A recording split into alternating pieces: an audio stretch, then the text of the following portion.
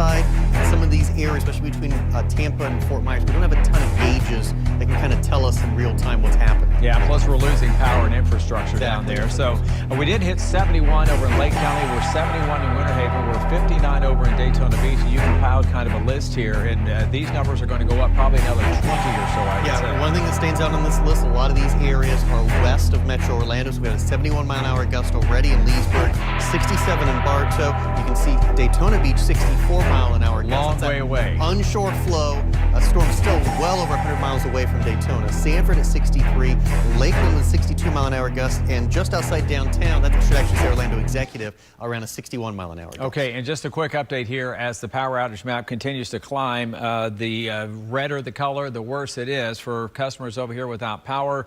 Orange County about 18,000, 16,000 Lake County, 38,000 in Polk. So you can see where the winds have been, the numbers are rising. So this is going to continue to be exacerbated tonight with the winds. We've talked about this really since the weekend. This is going to be a widespread power outage event. That is unfortunately unfolding, and it will get worse tonight. And again, we talked a lot about this. We've been talking nonstop here for about 3 days.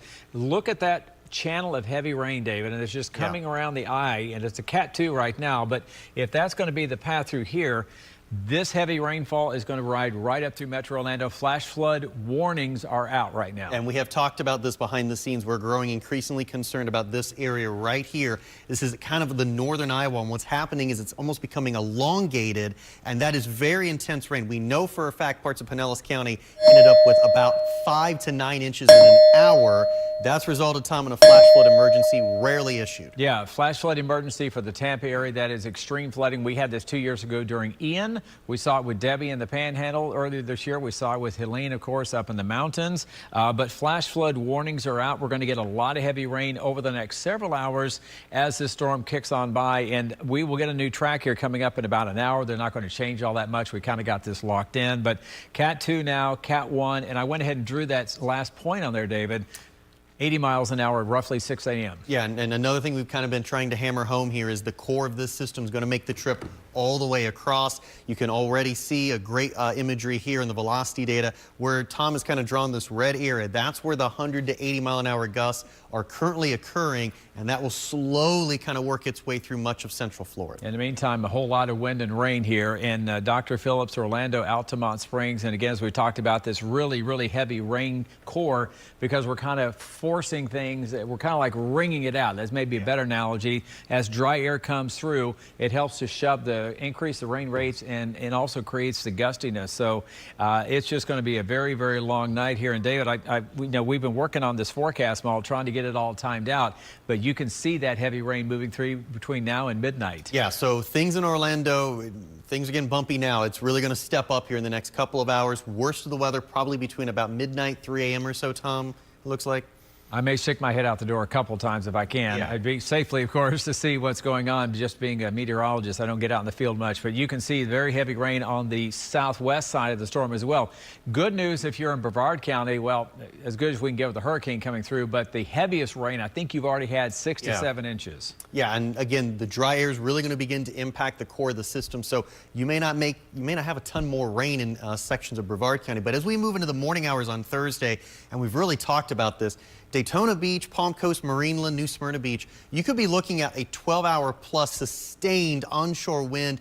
That's going to cause big power issues, some damage issues, and the rainfall because of that onshore wind as well, Tom, could really pile up in Daytona. Okay, so this is additional rainfall. Using our stopping point right now, about 5 to 7 inches, you add in additional inches of rain to come. We're going to keep close tabs on this, guys. We're going to run all through the night. Brian and Cassie will start mixing in coverage a little bit later, but it's going to be a very wet, stormy. If you have power now, great. We're probably going to have many of you lose power progressively throughout the night as we have saturated ground. The trees are blowing on through, and Dave and I are still analyzing all the data still coming in, and yeah, that's what we do. We'll have more coming up. And you do it very well, both of you. Thank you so much. Decades of experience from our team of meteorologists from the morning to the night. We have you covered. Our team is simply the best. Yeah, and they also are staying safe. We just got a sweet text from Shannon Butler's daughter. She texted me Manhattan and she said, please keep my mom safe. And I told her we will. But Shannon is a veteran at this, as you know, and she's not going to do anything to hurt herself. And she's going to get back to her family in one piece. And she is in the line of fire tonight. Shannon, we got a nice note there from beautiful daughter of yours who's worried about mommy tonight. Yeah, I imagine it's not fun for my family at all. So we're talking about that flash flooding in Tampa. We want to turn around here. We've got a little bit of a different angle. That's what we're dealing with right outside. Can you see? Look at that is a main road here in Tampa. It is just covered in water. If I shine the light here on the fire hydrant, you can see a little better. That is flash flooding. It is coming into possibly this restaurant right here next door. Can you guys hear that wind and howling and all of that clicking and clanking like that? That is stuff that is breaking apart, that is coming down, trees that are coming down. There is flash flooding all over. I mean, we can look at 275 here. We can see, oh, there goes our roof. The shingles on our roof on this side are coming off too. But there's so much water that's coming in. We can't see because of these trees right now, but we believe that the water is starting to creep into these businesses along this road here. The water, I didn't expect the flash flooding. We knew that we'd get storm surge. We knew that we'd get wind. We knew we'd get rain, those tornadoes. But now we're dealing with flash flooding all over the Tampa Bay area. The power is going out in droves, as you can imagine, and you can hear this wind just howling. This has been going on, careful, this has been going on for the last couple of hours. The wind, sustained winds, and then you've got these wind gusts that are catching things like these trees and the light poles. It's just incredible, and we are up off the ground only because of all of that stuff that is flying around. It is so dark out here, and because of that flash flooding, it wasn't safe for us to stand out there because we just don't know where that water is going. It's interesting when you go to a different town to cover a hurricane. When we're not in Orlando, you don't know the area as well as we do Orlando. You can know where to go, what will flood and what won't flood. In this case, I mean, I think even if we were in Orlando, we wouldn't know. There's just so much happening here in this storm that you have to be really, really careful. This is why those mandatory evacuations were underway. This is why people are supposed to shelter in place right now. We are getting reports of damage in structures in Sarasota, in Tampa, Pinellas County, all of that. There is going to be significant damage, significant water damage, and of course this wind. I mean, listen to that howling here behind me.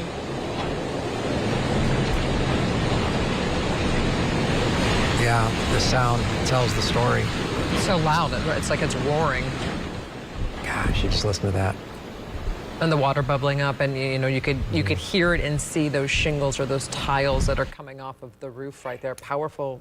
Mother Nature's powerful, and as when we were talking to Tampa's mayor, she said, Mother Nature wins each and every time, and that's why they were imploring folks to get out. Yeah, and the forecasting has been really right on if you think about it. I know people go, well, there was a little bit of wobble south, but all of those areas that were supposed to be impacted are being impacted by this storm.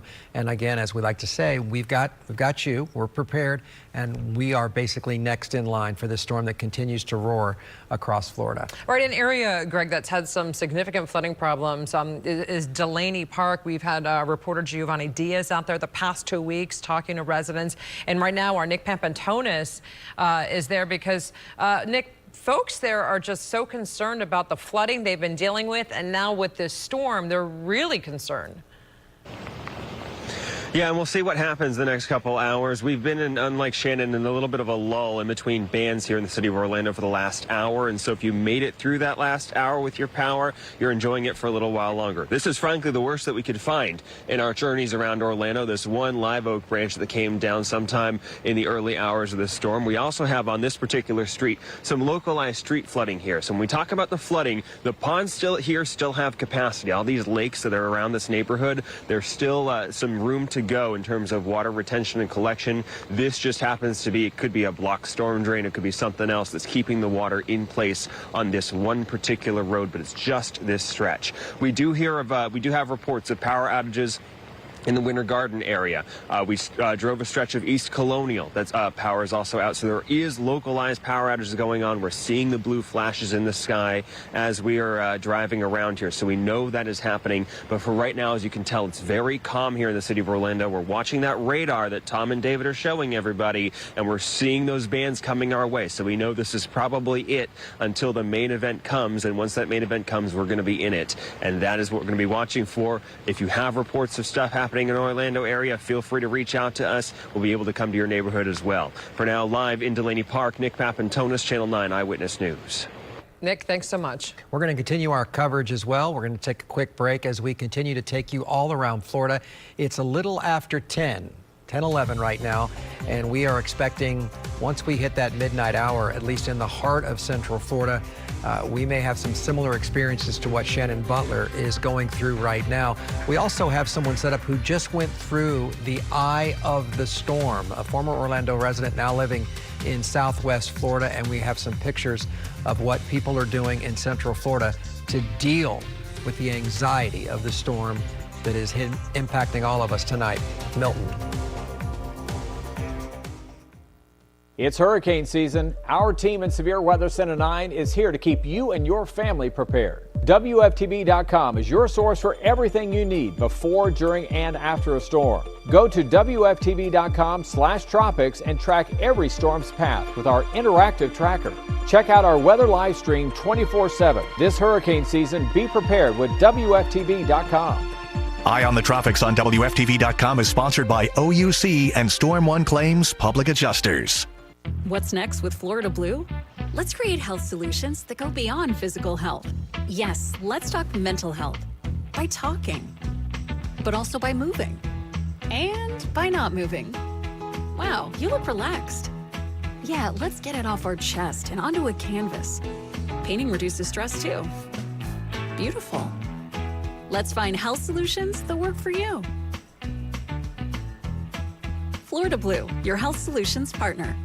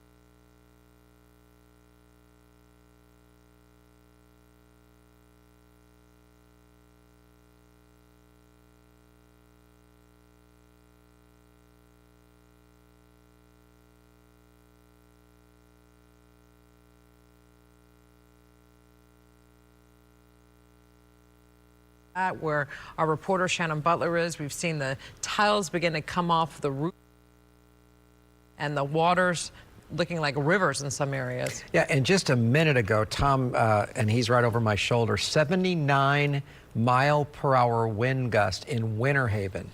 And as he said, Yeah, that train's a-coming. I'm Greg Warmonth along with Martha Sagowski. Let's bring in one of our good friends who used to sit in this anchor chair. Now he's working in Atlanta, but he came back to help us out. And I want to bring George in for some historical perspective. He is in downtown Orlando, and he knows what can happen to those beautiful oak trees, and that storm is coming. And our streets in downtown, they're beautiful, they're old, and they don't do well with a lot of water, George. They don't do well with a lot of water, Greg and Martha and everyone at home here in Central Florida. You know, it's great to be here and let you guys in on just kind of some of the pictures and some of the things we're seeing out here. And yes, perspective is really everything. When you talk about the cobblestone streets and many of our little old quaint towns in Central Florida, you talk about the storm system, what they can and cannot handle. So I'm going to step back into the intersection. We're on Central Boulevard, where all their shops are. There's a Publix down the road, a couple of buildings, and in the heart of downtown, Lake Yolo is right behind me. So for those of you who come here to the farmers market, to this park here, you know what I'm talking about. Right now, I'm just a couple of miles north of where Nick Pampantonis was in Delaney Park, and it's gusty, sure. It's drizzly, sure. I don't have my hood on. So this is what comes and goes, and this is what you get, Greg and Martha, when you talk about these storms, and which is why it's important to go to Shannon, talk to her, see those pictures, because as Greg, you talked about, that train's coming this way. We know all this too well, especially when talking about 2004, when that train was Charlie and went to Punta Gorda, and then we know what Charlie did as he came here, don't we? George, great perspective. You've been covering storms for so long, and I know yesterday you were out and about to an area you used to live, I know, around Lake Eola, and the concern there has also been that drainage system. And I know that you talked to Patty Sheehan yesterday, and she was concerned. She wanted to make sure that folks had gone around their lawns and picked up any debris that might get into the drainage system. Have you been seeing any debris out there, or are people taking the warning and picking their stuff up? You know what? They are picking this stuff up because that's left over from when you guys were covering Hurricane Helene, and people did what they're supposed to do. They grab their yard stuff, they clean up their yard, and they put it out in the front. I was talking to Patty. She was saying the challenge with that was, and that can happen in towns and cities all across Central Florida, affected by anything really, crews, contractors, people who do that sort of stuff, they're in North Carolina. They're on the coast. So they're busy handling other more impacted neighborhoods. So that's going to have to wait. So a lot of people, Martha, your point, they were grabbing the stuff, putting it in bags and putting it in their backyard in a safe place, right? In a corner. That's not going to blow around when we're talking about those wind gusts and those sustained winds in the double digits that are going to come this way eventually overnight. So that's really important. But I have seen, and I was in Delaney Park where Nick was, some of the yard stuff still out there. And it's not because that's going to do much damage to people. We know it's not, but it's going to clog storm drains. Like over here at LeVar, if we can just kind of come over here again. This is one of the storm drains I'm talking about still, and it's covered. I kicked it over just to try and do something, but you can still see a lot of the leaves and stuff from all the old trees that Greg was talking about, the beautiful trees, the oaks and the laurel oaks that we had, and I had in my backyard when I was here. And those, when those come down, you don't want to be underneath one of those. So that's one of the things that we always let people know and say, with the years of covering these hurricanes, stay inside, do what you can. You know, some businesses here on the front doors put up some sandbags. Can we zoom over here? They put up some sandbags over here just because, you know, the water, if it does go a couple of inches, they don't want it to go into their front door. See, the wind's picking up a little bit here right now. And by the way, that viewer in that apartment window is still watching Channel 9 Eyewitness News. I wish that viewer would actually open the window and just wave. Like, I'm going to wave. Maybe the viewer will wave back. That's a smart viewer. Right, we like those viewers. At your window. What? We like those viewers. They're smart viewers. I'm sure happy to have you back in town really to have coverage. And they're doing what they're supposed to be doing. They're inside and they're watching, and hopefully they have, you know, enough food. And see and there we go. And the hat came off. The hat officially came off. I'm going to get inside here where I am not in the line of wind. So yeah, that is what's going to happen. So now I'm going to go and find my hat and do more reporting for you guys. All right, thank you, George. We appreciate it. It does remind me of 2004, and for those that haven't been here, they hear us referencing that. And get your hat, George, and we'll talk to you in a little bit. But what we had happen there was all the trees went down, and out here in front of Channel 9, right on top of my Jeep. That was your car? That's right. Yeah, and there was an oak tree. So it depends on where you live. Everybody has different things that they're dealing with. And in Winter Haven right now, you are under the gun. I know a lot of power is popping and it is coming off. So we're on the radio, we're on television for you, and we are expecting these impacts to be widespread. We've had a number of confirmed tornadoes up and down the Atlantic coast. And Martha, one of the interesting things in terms of the size of the storm, you think of it as being west to east, but also to the south. There was a major injury providing tornado in Miami, and also there was a big tornado today that touched down. We've got video of this one, and this one is from Palm Beach Gardens. This was just hours before Hurricane Milton made landfall. Yeah, Palm Beach Gardens is just the northern part of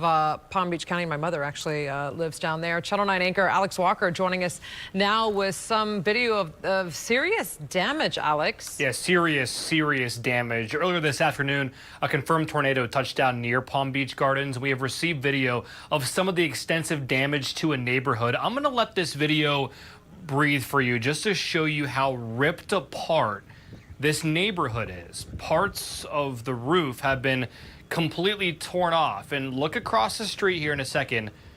Cars completely flipped over. And that is the case up and down the street in this neighborhood. It looks like a bomb went off in this area. Just awful to see all of that damage. And you're going to see here in a couple of seconds in this video, the person that gave us this is going to drive down the street as well. And you can just see how ripped apart everything is in that Palm Beach Gardens neighborhood. Just extensive damage from one of the tornadoes we have confirmed that have touched down here on the Atlantic coast because of Hurricane Milton. And now that Hurricane Milton has made landfall, we'll start to see images and videos of the damage on the Gulf Coast. We will show you that throughout the night. Greg and Martha, back to you. Alex, thanks so much. Impressive, you know, and Tom Terry is back with us here. Tom, you are seeing those images from Palm Beach Gardens for the first time, as we are. We also had the tornado that happened in Miami. People got hurt there. We saw them in Brevard County. I mean, they're everywhere. This was a prime setup. When I got up this morning and I could see the fact that the radar we were clear in South Florida, I went, uh-oh. That means that gives them that open runway to really get spun up. Those tornadoes, we had the damage over in Cocoa Beach. That was a confirmed tornado. I want to talk about flooding, though, now, because it's just a harrowing night over in Tampa. And if you're joining us, welcome to Central Florida. We're going to be getting some of this, but not all of this that they've gotten over in Tampa. But I want to show you, first of all, I'm going to walk over here. We're down to a Cat 2 now. This is all according to forecast, right on the mark. But what I'm really worried about is this northern semicircle of the eye, which is now kind of blowing a little bit ahead of the main storm. We had the flash flood emergency we talked about in the Tampa area, where it's just been extremely heavy rain up by the USF campus, about a foot of rain. It's about 2 feet of rain over in Pinellas County, and this is a really heavy rain core. And I want you to notice too, the flash flood emergency is advancing east, so it includes all of Polk County, southern sections of Sumter County as well. So this flash flood emergency goes on till 4 a.m. here, and we're right on the doorstep of perhaps extending it into northern Osceola County. So this was part of that 12 inches of rain that we talked about to expect, and this would be kind of fitting in with that possible. We have a flash flood warning right now, but flash flood emergency is that highest level where it's just flooding in people's homes and it's a mess. So we're really watching out here through northern Osceola County. Metro Orlando, we've had about 5 inches at the Terry House in Rock Springs up in Apopka. We continue to see some heavy rainfall for Daytona Beach, and these are just some of the radar estimates so far: 7, 10, 10, 12, and underneath that banner it's about 18 to 20 over in Tampa. Current wind gusts now 83, 84 over there. We saw over 114, something like that earlier on today. These are the live wind gusts. Look at Daytona Beach, 69 right now, and the hurricane's over 100 miles away. So it's going to be a very long night for you. You can tell the winds have dropped off as expected to the north, but it's still going to be extremely windy, especially overnight tonight as the hurricane physically moves closer. We're 79 in Winter Haven on the wind gusts, and I just added that to the tote board. So Leesburg 71 earlier, 64 in Daytona. Power outages continue to climb here, especially where we've had the highest winds and rain. Very high power outages through that. And we'll get a new track here coming up soon. It's not going to change that much. We're going to move this across as a Category 1 hurricane through the overnight hours, and the big wind field is still over here by Tampa, but you can see the swirling nature. That is the heaviest winds that are going to be moving in along with the heavy rainfall. So this could also initiate widespread flooding from the east side of Davenport through Kissimmee, through Point Siena, Four Corners, Claremont, The Bay Hill area, downtown Sanford, probably another 6 to 10 inches of rain are possible on top of the 5 inches or so we've had. And it's going to continue well into the night here. This is 7 o'clock in the morning. With the hurricane starting to move offshore, we will have an unrelenting wind and rain for several hours, and we'll also have storm surge, guys, along our especially northern coast, and we'll continue to see if we get any surge in Brevard County as well. But this is what we've been talking ad nauseum about forever, and it's coming to fruition, and it's going to be a long night, but we're going to get you through this. All right, Tom, thank you. Let's take a live look right now at Lake County. You know, the villages are part of Lake County. We've gotten some viewer reaction. They're saying that we have some lights that have flickered. They've gone off. They've gone on, back on. And now we have a lot of wind. That's Lake Dora, and that's a beautiful part of Lake County. And this is in the Tavares area. And look at the stop sign waving, blowing sideways again, the rain there, but the lights are still on. For the most part, we'll see what happens as the night moves on. One of our fastest growing areas, Lake County, and not just because of the villages, but because it's a beautiful area that has a, great topography, rolling hills, and tonight, folks there are just as worried as everybody else about what this storm means to them. We'll let you know what we can expect for Lake County and beyond as we cover 9 counties in all of Florida tonight as we track Milton for you with our continuing coverage. Advent Health Centracare wants to keep you safe and healthy during Hurricane Milton. Now through 8 p.m. Thursday, we're offering free urgent care video visits for common health conditions. Just download the Advent Health app and use code MILTON. For more information, visit adventhealthvideovisits.com. Be well and know Advent Health is always here for your whole health.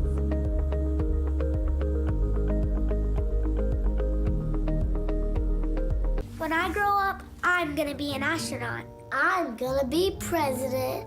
I'm gonna be a professional protester. Oh, Nate. Nate Douglas dreamed it, then did it. Douglas spends his days marching with left-wing radicals, defund the police, cashless bail for criminals, violent inmates on our streets. And I'll get paid for it. That's not a real job, Mr. Douglas. Professional protester Nate Douglas. Don't let his real job be to represent you. Kids with cancer obviously have a lot of challenges that they face, oftentimes no fault of their own. My desire has always been to work with vulnerable population. When I meet a family and they're struggling to speak English, well, I immediately turn to Spanish. I feel very proud that my background has played a large role in impacting future generations. Realize what your skill is, and once you figure out what your gift is, then you will find your passion. During Hispanic Heritage Month, we celebrate inspiring stories and their commitment for shaping our future. WFTV.com. See breaking news anytime, everywhere. Streaming live no matter what device you're on. Plus, zoom into live radar and track storms to where you live. WFTV.com is brought to you by City Kia of Greater Orlando. Whoa, make that switch. Last year, over 5,000 customers made the switch to City Kia, and you can too. Save up to $8,000 on select new City Kia. Visit us at citykia.com. Celebration. Insurance rates are soaring, families are struggling, and both parties are to blame. I'm Erica Booth. As a teacher, I solve problems every day. Let's solve this one. We need to create an insurance fraud task force to target abuse, give homeowners more affordable options, and sideline the lobbyists. Tom Keene, he joined the lobbyists and voted against reform. The problem is clear. The solution is to. Erica Booth for Florida House. Heart disease, diabetes, cancer. Kelly Deanna Miller's company claimed it could cure them with a fruit smoothie. In truth, Miller's company has been called a pyramid scheme that preys on desperate people. It's shady, it's creepy, and that's why it faced a class action lawsuit. Miller has twice been sued for defrauding creditors and even lied under oath about her personal assets. You wouldn't buy Kelly Deanna Miller's snake oil. Don't vote for it. All right, we are bringing you live coverage right now of tracking Milton as you look live in Tampa, where sheets of rain are coming down at this hour. Look at that. Again, Milton making landfall just after 8:30 in Siesta Key. And it is blowing hard there in Tampa right now. You can see the power poles moving. We've seen sidewalks turn into rivers with the amount of water that is rising from what Milton is dumping in this area, Greg. 110-mile-per-hour winds, if I read this correctly, over Tom's shoulder.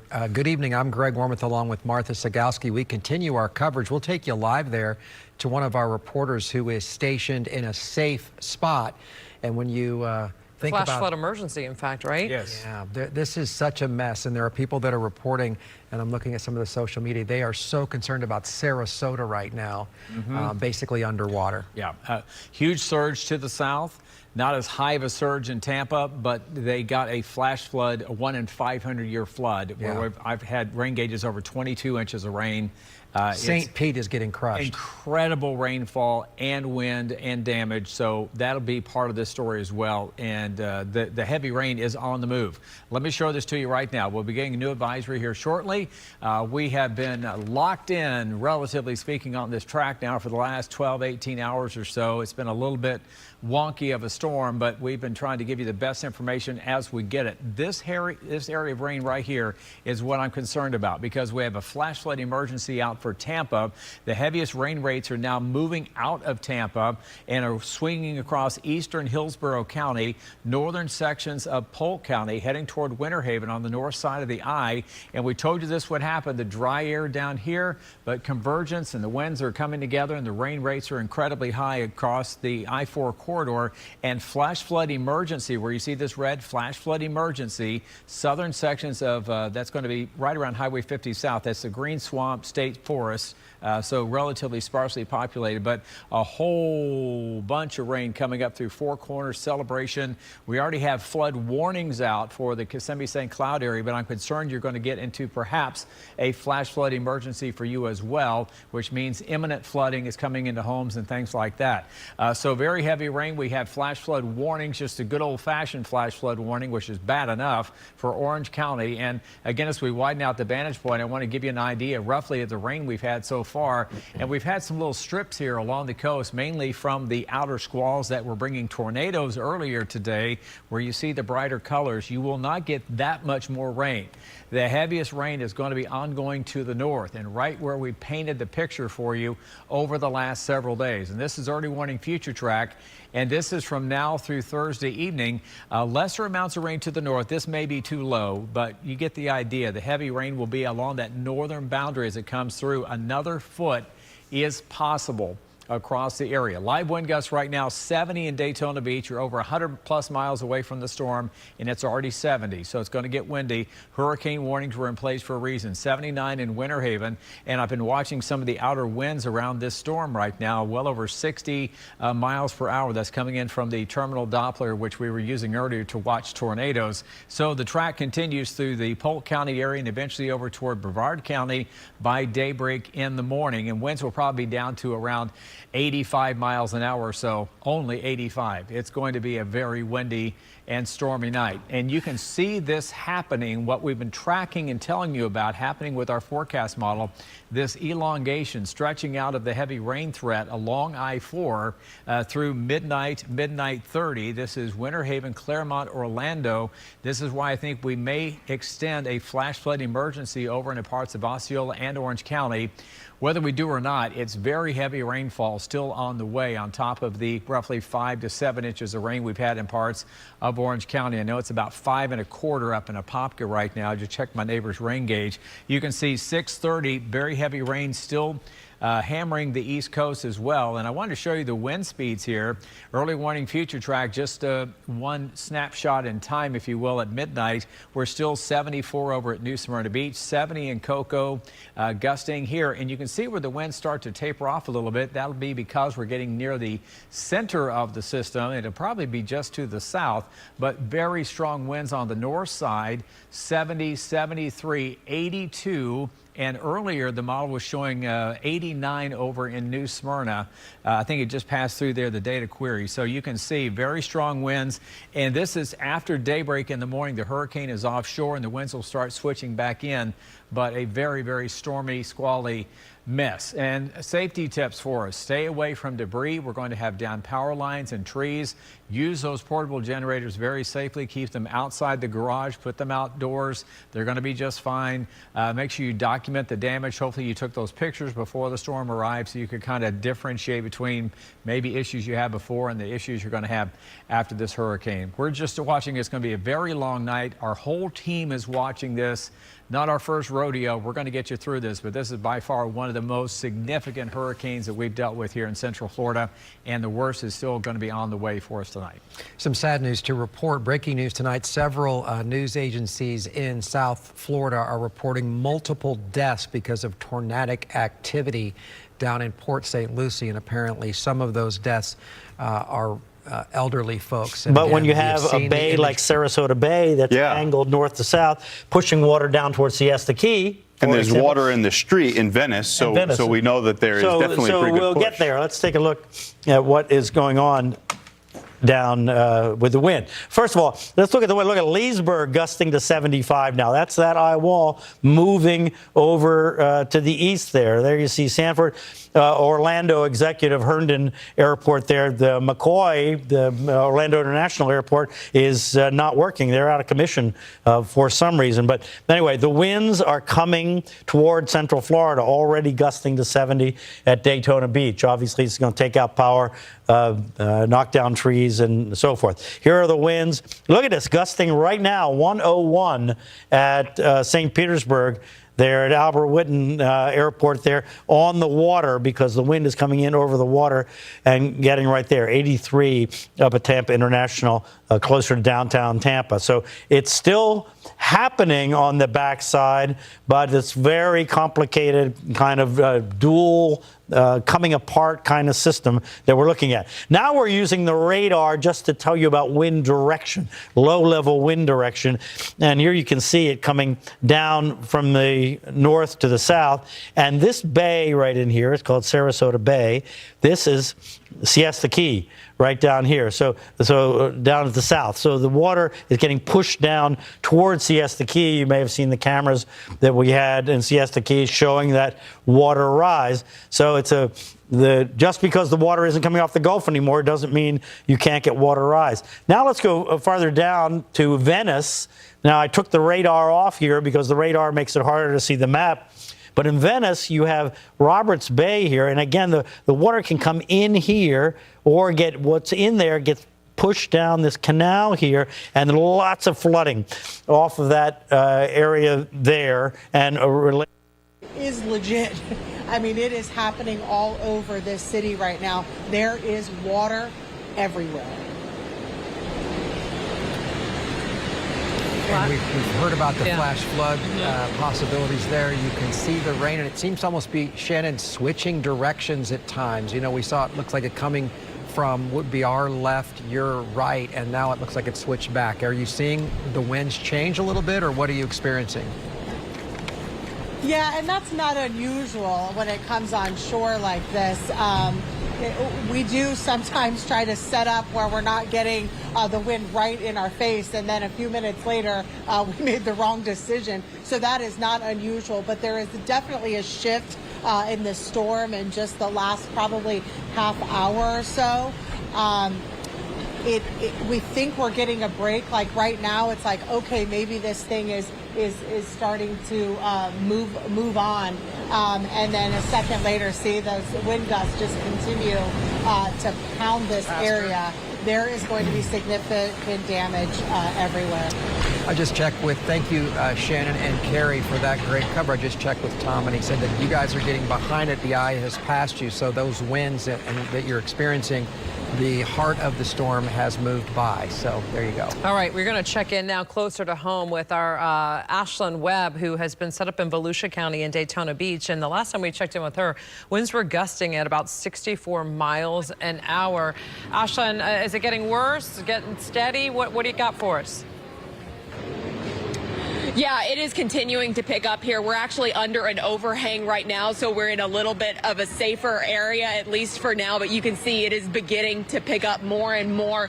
And you can see just the palm trees being whipped in the wind, water being pushed down the road. Just getting the latest readings from David Heckert. He was saying 68, 69 mile per hour winds, wind gusts measured from Daytona Beach International Airport. And it's beginning to pick up more and more. We're seeing police also monitoring this area, just making sure that people are off the roads. That curfew took effect here at 8 p.m. and it's really important just because we are seeing things being blown in the wind, including what I'm standing on right now. Actually, just a couple moments ago, the reason why I'm under this overhang right now is because this piece of metal was airborne. That is fatal if somebody is hit by that. And so it is important to listen to this curfew, stay indoors, because there is all sorts of things being blown in the wind. We've seen trees, debris in the road. We saw what looked to be this larger basket of sorts or container being blown across the road also. I mean, things are really getting dangerous out here. We're going to continue to monitor the conditions, but for now, reporting in Daytona Beach, Ashlyn Webb, Channel 9 Eyewitness News. Stay safe, Ashlyn. Thanks so much.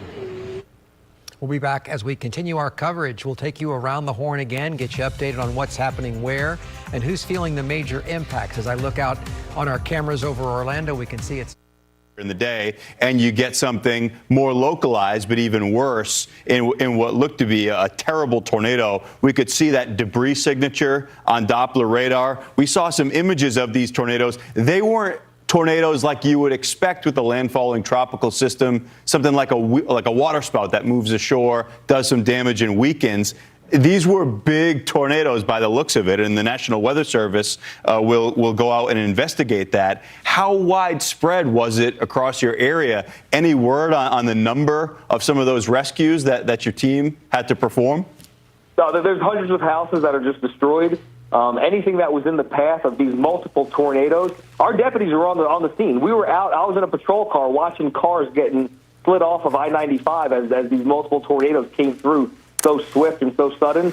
Our deputies were reporting back live on our radios that they're seeing these multiple. So these are 100% tornadoes that touch down in our community. These are 100% tornadoes that are devastating and were fatal. I don't know how you would gauge the power or strength of a tornado, but some of the debris that I seen on scene there was vehicles that are flipped upside down and moved hundreds of yards. Trailers, modular homes that were completely, they don't even look like modular homes. There's no entrance to them anymore. So our teams are out there. Again, Governor DeSantis, his team sent down the National Guard. They got here within record time. We've got about 300 members of law enforcement and volunteers out there sifting through these residences and the rescue mission to see if we can get anybody else out of there. And we're working through the storm. We haven't even started to begin to feel the effects of the hurricane that's coming through with the sustained winds, but we're out there. We're going to continue to go out there. This is just this is an unfortunate event that we've come together as a community and as a Floridian, and we're going to do everything we can to rescue these individuals. We're out soaking wet. We're on scene now, and we're not going to leave until we make sure that we rescued everybody we possibly can. It's great work. I know you were absolutely as prepared as you could be for something like this. And then those tornadoes right at the onset of this started coming early and often. And you mentioned where the tornado struck. This is a scenario where that is just, unfortunately, as you said, not a structure that's going to hold up to a tornado based on what we could see, the tornadoes of this magnitude. An awful situation. Thanks for what you've done and what your teams will continue to do through what has already been a devastating event for not just St. Lucie County, but for the state of Florida. Sheriff Keith Pearson, thanks for being with us on Fox Weather. Thank you. So you heard it. That was the very beginning of this. Hundreds of homes destroyed in St. Lucie County by what the sheriff said, 17 tornadoes. The estimate, I mean, we're going to have a lot of work to be done with the cleanup and the investigation of the aftermath. That will be done in the aftermath. We're not done with this just yet. We've got hazards coast to coast, from the Gulf side all the way across the state to the Atlantic side. Keep it here on Fox Weather as we continue to track Milton.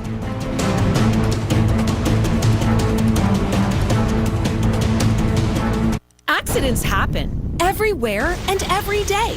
Sweep it up the easy way with the Helio Air Broom, the lightweight, flexible broom that's sweeping the nation. In one pass, it gets it all. Watch, ordinary brooms only get half the mess, but Air Broom's Ultra Flex blade is specially designed to lift and grip and leave nothing behind. And for anything that hits the floor, it's a one-stop shop with the Helio dustpan. For pets, it's the best. It easily removes pet hair on all floors. The Helio Air Broom gets the big stuff, yet precise enough for the finest dust. Use it wet or dry. Clean spilled milk and cereal, and an impossible to clean broken egg. Plus, it rinses clean every time. For hard surfaces like tile, it's the best. If you've got expensive hardwood floors, the Helio Air Broom is guaranteed to sweep without scratching. Plus, it gets into corners quick and easy.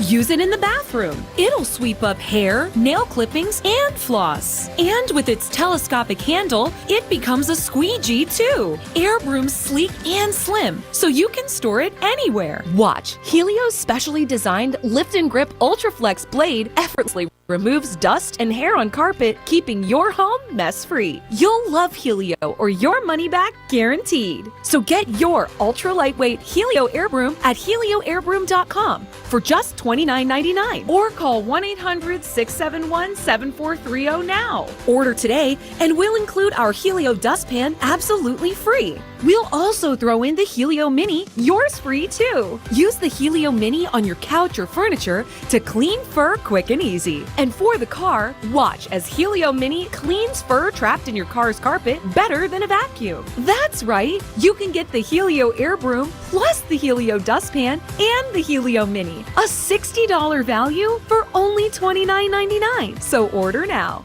Hi friends, Richard Karn here. Now I'm known as the guy who can fix just about anything, but the technology in most appliances requires very special training to fix. Some deputies with their lights on riding around making sure that everyone is abiding by that rule, but we're actually in this area starting to really feel that wind, that rain come out, and we're starting to see some power outages along 192. And as you can see, the trees, they're holding up as much as they can, but it's a lot of them pushing from side to side along. But we'll continue to keep monitoring this side of Kissimmee and bring you the latest. But for now, we're live. Daryl Matthews, Channel 9 Eyewitness News. All right, Daryl, thank you. You know, there's a lot of people right now that are sitting and waiting and anticipating and watching the images that have come forward. And I have been in communication with a mental health expert. I want to show you these pictures that one of the families had sent in. This is Sherry Johnson and Nico, 4 years old. He made a tent, and that's part of the fun of this, to try to create a distraction. And I'm reading again about these children, and it basically says the age of the child, it would depend. The younger the child, they'll look to their parents for emotional security and strength. If a mom or dad are shell-shocked or numb and not able to manage their own emotions or responsibilities, the child will feel extra pressure, become confused, and further stress. So as you can see, this worked because Nico is fast asleep. That's a beautiful sight right there. He's all nice and cozy and tucked in. Meanwhile, I checked in on the triplets, and 2 out of the 3 are up. They're watching Uncle Greg right now and checking in, and we saw that, you know, there is some concern. I had Shannon Butler's daughter, Manhattan, actually message me, hey, please keep my mom safe, you know, and she is 11 years old. And, you know, you see your mom out in the elements, you get a little bit concerned. But that's great advice from the mental health experts you talk to. Make it a process with the kids. Get them involved. And so they know everything's going to be okay. So I've posted all of this. It's on our website, WFTV.com, in terms of, you know, the mental side of this. It includes what to do with children of different ages and also yourself. He said to think of this as an airliner, and when you get the instructions, first put the oxygen on yourself. You need to breathe and relax, and then you can help others around you do the same. So it will be a scary night. I'm just going to be honest with you. When the lights are out and these storms with this kind of significant wind go past your home, it is loud. And it's not something that many of us ever get used to. And I think that for a lot of families, you know, for mine, all of the kids are together on one side of the house and making sure that, you know, if they wake up, they have the other one, and they know that they're safe and they're going to be okay.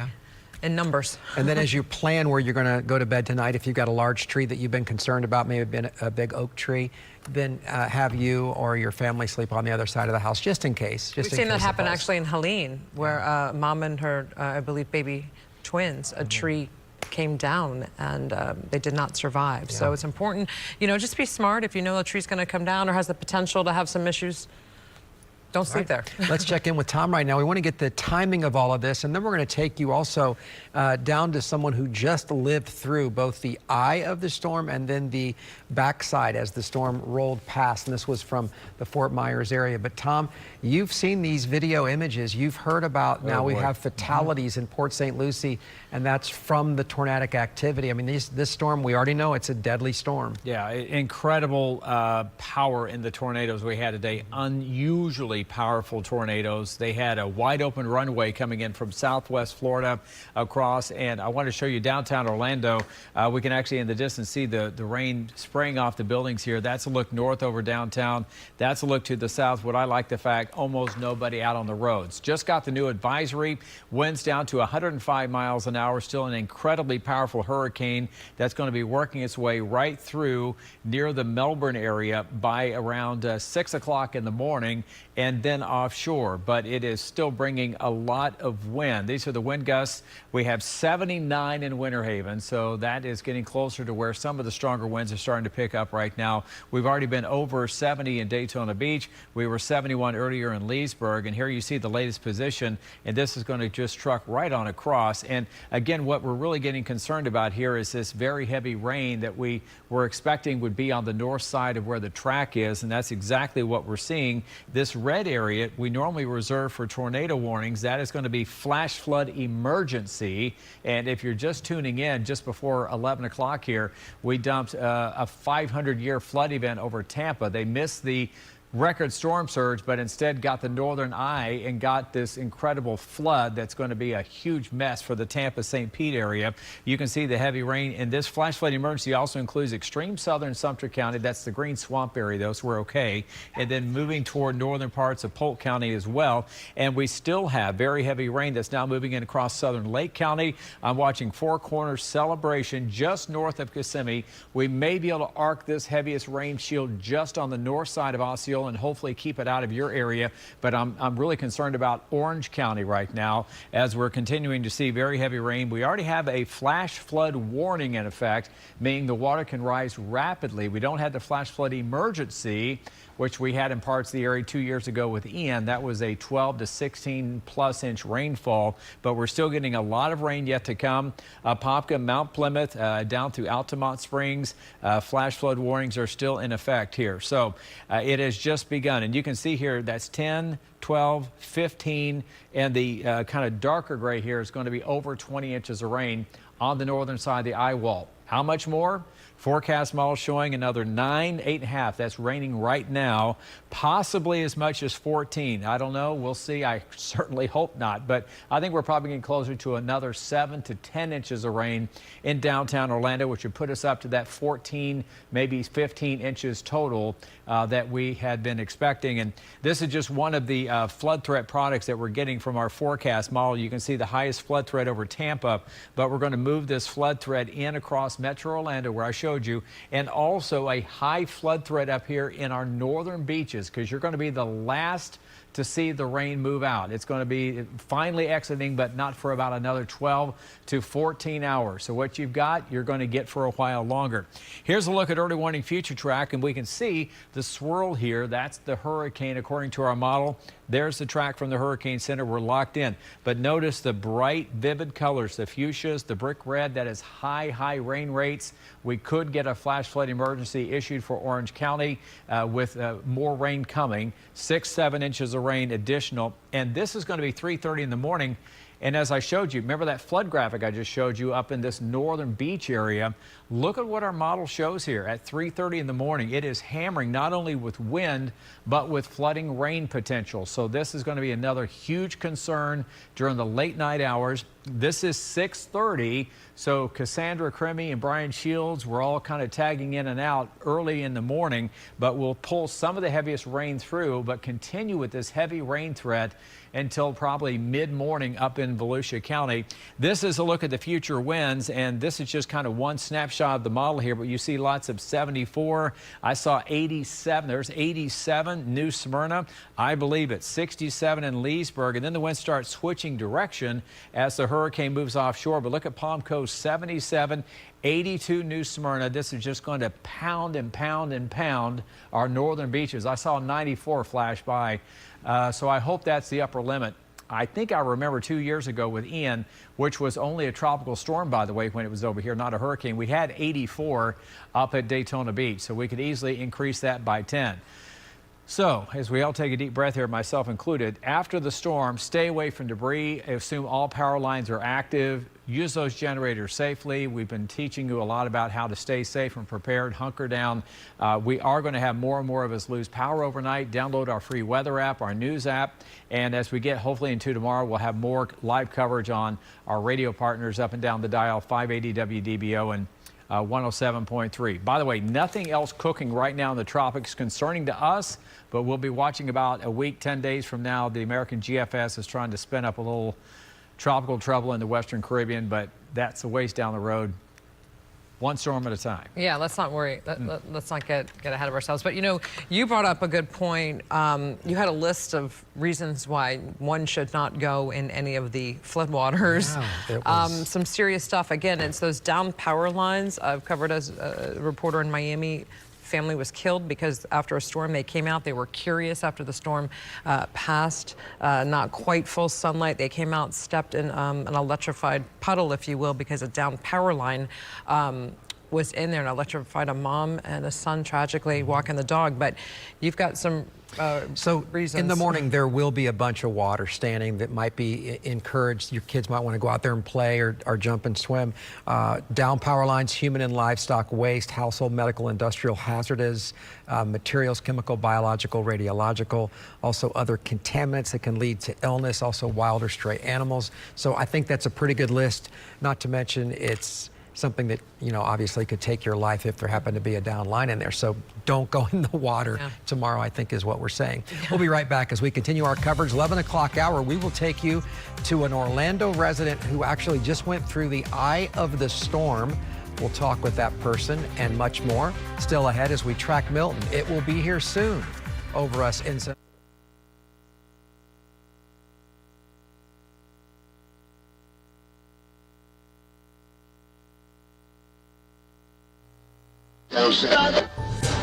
There is a storm coming, an event like the world has never seen before. The emerging event will have little to do with weather, but more about developing situations that were foreseen many years ago. We have always warned you during severe weather and news events that affected many. Now, Channel 1 Atlanta begins a new series to warn you about what's coming soon and make sure you are prepared. Join us on a new journey, as according to a recent survey, a lot of people believe we are living in the last days. Current news events show us now more than ever. In history, time is setting the stage for the coming storm. A new series, now playing only on Channel 1 Atlanta.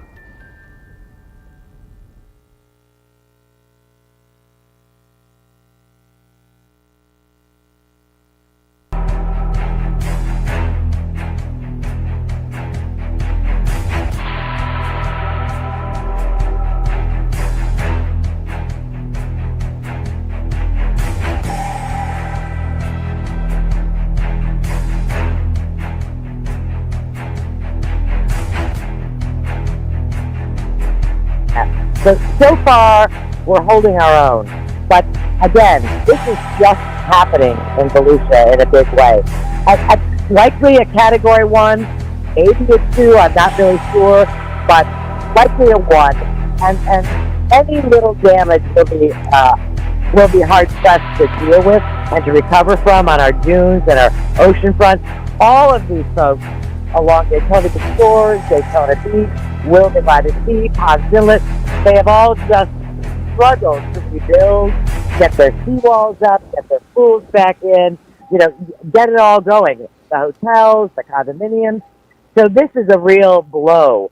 But I'm praying that these new reinforced seawalls, that some of the new methods of building literally will change the outcome of a storm like this. And again, this is not a direct hit in Volusia County. I thank God, because I'm right here watching it all happen.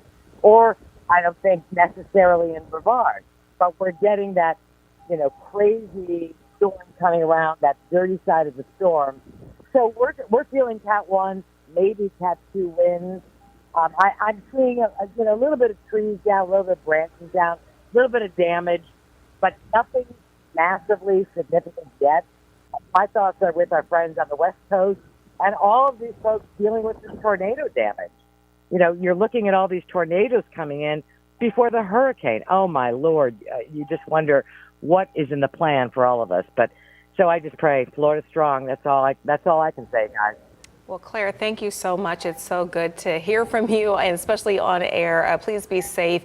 You certainly are not alone. We have about 16,000, just over 16,200 customers without power currently in Volusia County. So we know that they are in the dark along with you and your neighbors there. But please be safe. We'll check in later on, We Claire. will. Thank you. West 2 News Thanks, at 11 Howard. continuing coverage starts right now.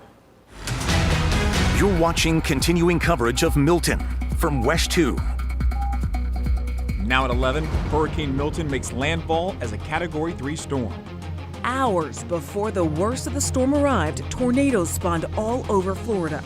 Now at this point, it's too dangerous to evacuate safely, so you have to shelter in place and just hunker down.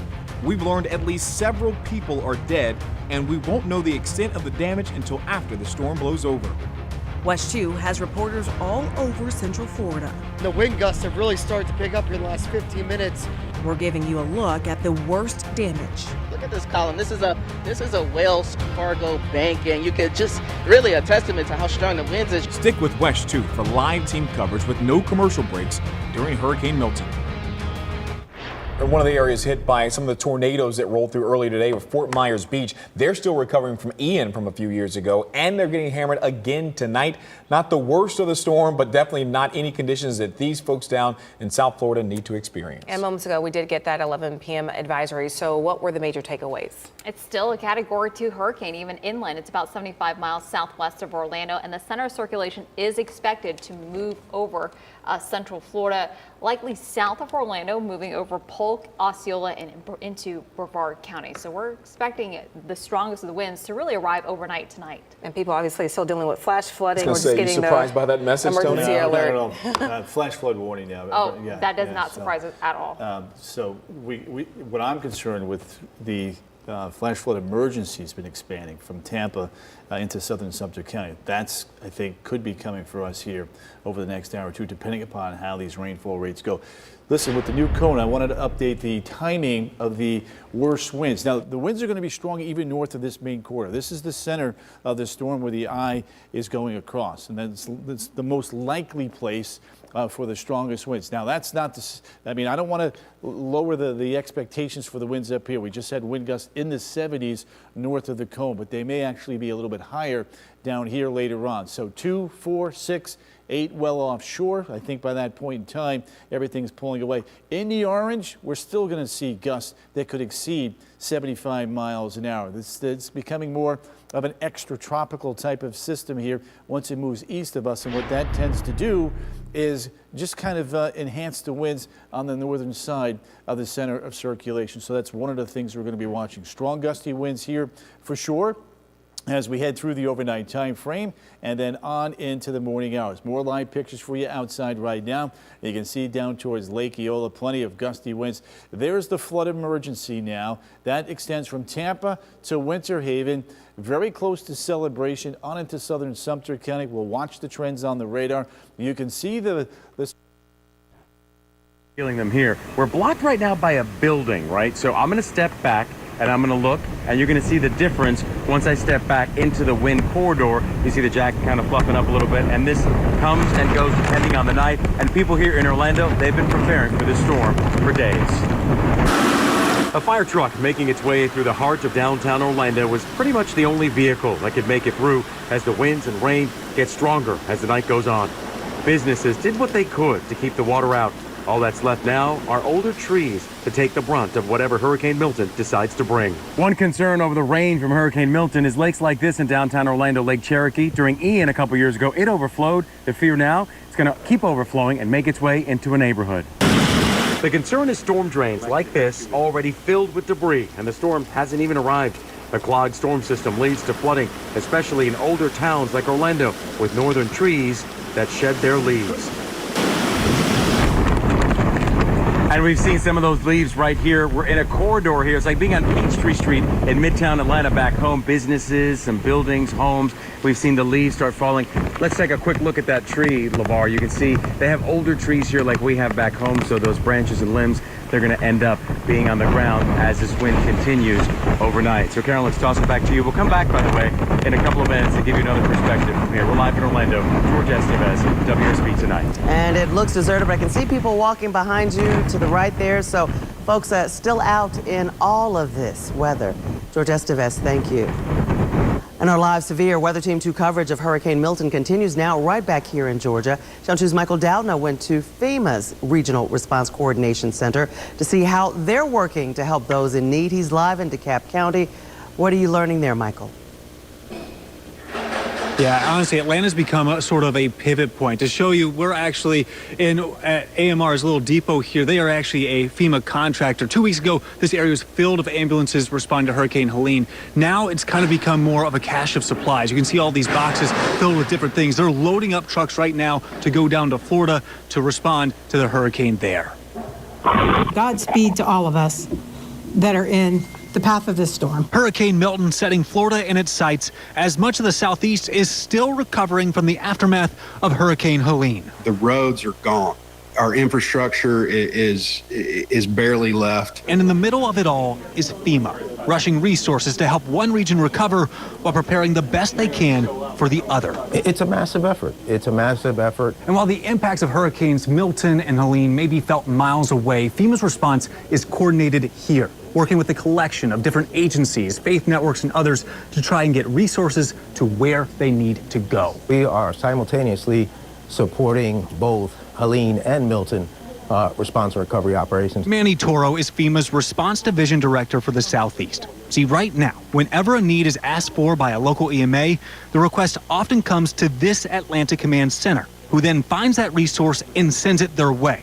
All the while positioning resources for future storms, from rescue teams to the essentials. To include all of the commodities, meals, water, infant toddler kits, cots and tarps and things like that. And as Milton makes landfall, folks in this center will be watching and listening every step of the way, ready to put resources where they are needed as soon as possible. For those that are in the state of Florida, my heart goes out to them and what they're going through. Now, FEMA says they are bringing in resources from all over the country and that they will have the resources to respond to the needs of both hurricanes. We're live in Stone Mountain. Michael Dowdna, WSB Tonight. And Michael, it appears that Helene was a big dress rehearsal for all of what we're going to see. The remnants of Milton, for sure, going to keep them very busy. Thank you so much. And tonight we caught up with crews that are on standby to help with tree removal in Florida. They are mostly from the Northeast, and they say they've not been home since Hurricane Helene. Crews were parked at Ansley Mall in Midtown Atlanta tonight. So far, they've been to North Carolina and South Carolina. Right now, they're just waiting to head to Florida, possibly Friday if needed. And right now, a state of emergency for Hurricane Milton is in place in Georgia. Governor Brian Kemp made that declaration Tuesday. He also extended the state of emergency for Helene. Evacuees in Florida had a hard time finding hotels. Most of them are fully booked. In Tampa, many hotels were already full with either people sheltering from Hurricane Helene or the construction crews were there to help in the recovery. I was looking for a room because my sister's in a trailer trying to find a room for her. And so have you found anything? No. Nothing. Florida opened so-called shelters of last resort along interstate evacuation routes. Governor DeSantis said they are big warehouses that can withstand the strongest hurricanes.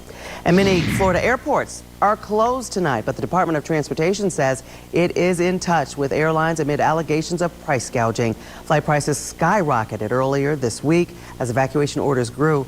Industry group Airlines for America issued a statement saying their members put caps on fares in order to keep prices under control.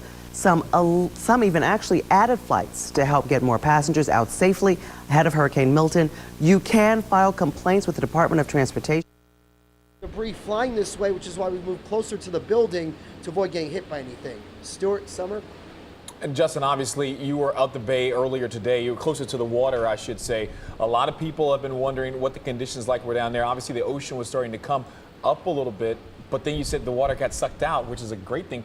Have you heard any reports from people that were a little bit further south near Sarasota, Siesta Key? I've really been just checking social media all night long. We've really been hunkered down here in this safe location, but I know the storm surge was a much bigger problem further south in the Manatee County, Sarasota County area, but luckily here in Hillsborough County, the water rising over into the land was not as big of an issue. But again, this is a rainmaker. There is a flash flood warning here in Tampa that is now stretching across I-4, and just these wind gusts are blowing out transformers. A lot of the Tampa area will be in the dark, and it's just not safe to be outside right now. Justin, we can't really tell from your live shot because you are underneath that awning, which is, of course, a safe place to be where we want you to be. But has it been, you keep saying it's a rainmaker, but it looks like you're about to get blown over. So which one's more severe right now, the rain or the wind? Well, I'll step out of the way so our photographer, Pete, can show you the rain is being whipped around in all directions.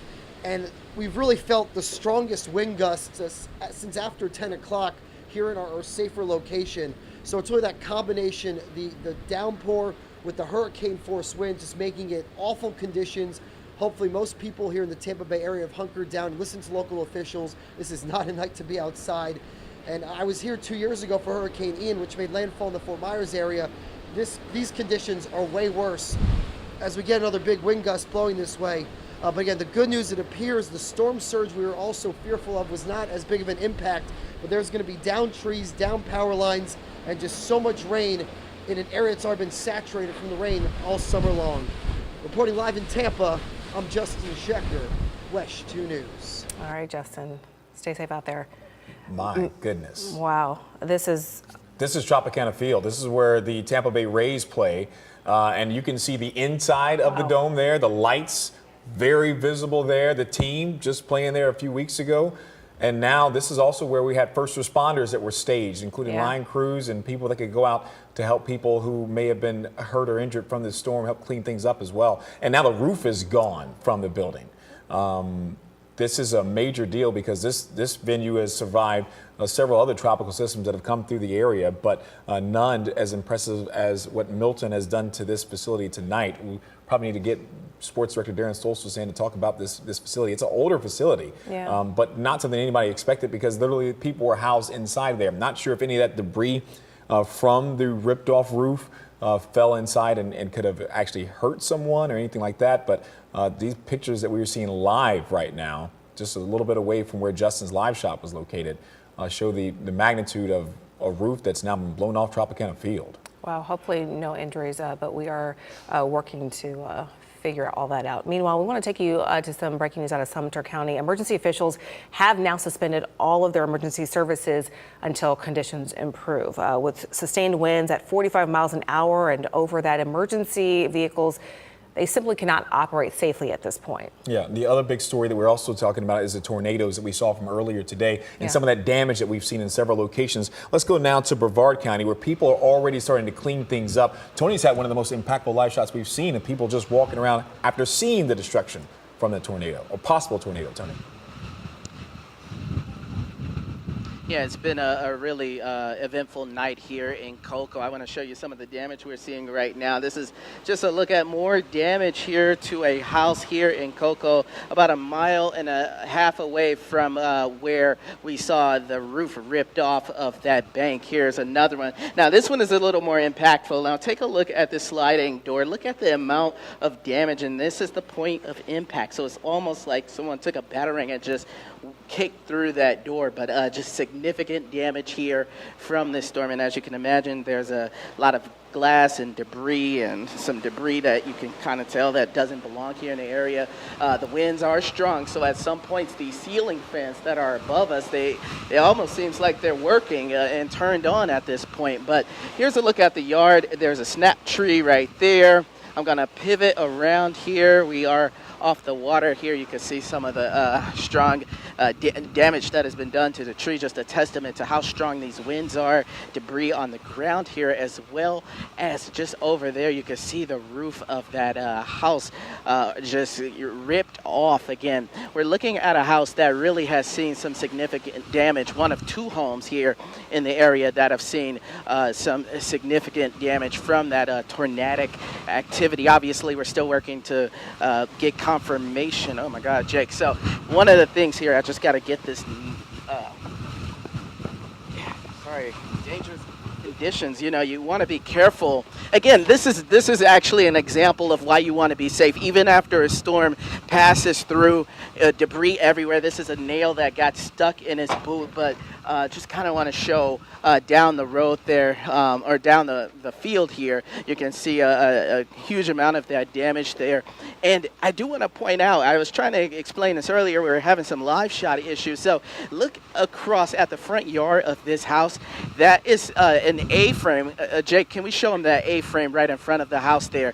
That is from a Wells Fargo bank. We told you about that bank several hours ago. Again, we are 1.5 miles away from that Wells Fargo, and because the winds were so strong, it blew into this front yard, causing the people who live here to go somewhere else. And they were actually hosting a relative, a man, his brother-in-law was staying with them because he had special needs, and now they all have to go somewhere else because of how strong these winds have been.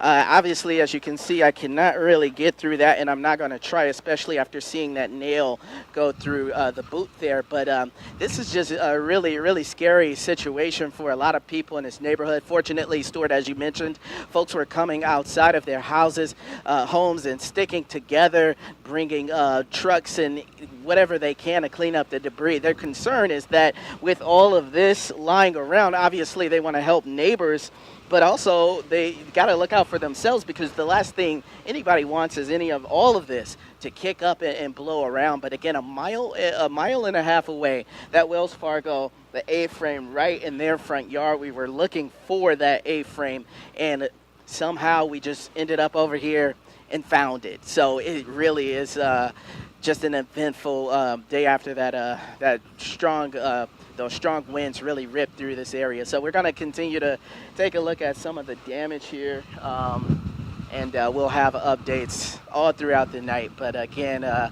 lot of people here ready to start cleaning up and looking for a safe place to stay tonight, and hopefully things stay calm. It's gusty right now, and the hope is that maybe a little gust will be, there's my hat. So anyway, yeah, they're just hoping that this is the worst of their problems today, after seeing all of this, chaos here earlier this evening.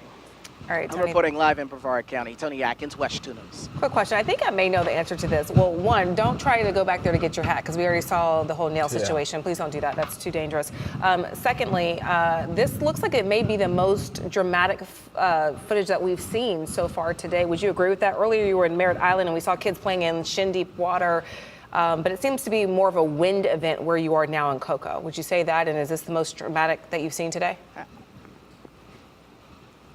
Absolutely, because it's not just, it's such a story. This site is a story that is connected to another site where it began covering this tornadic activity. I went over to the Wells Fargo. That was 1 mile away. We saw the damage. We showed you the damage. We did not see the roof. And then we drove around looking for more damage and happened to end up over here and found the same roof. I mean, that, for me, is probably the most incredible thing I've seen in terms of a weather event, and by chance we happened to find a roof that was missing from another site that we covered just by randomly driving around. I think, just for me personally, I learned so much about storms. Like this is very serious stuff. You want to be safe where you walk. You want to be safe. You want to hunker down. These people were they thought they were safe. So I would say, yes, this is a very serious event. And yeah, this is probably the most incredible thing I've seen in covering weather for 10 years.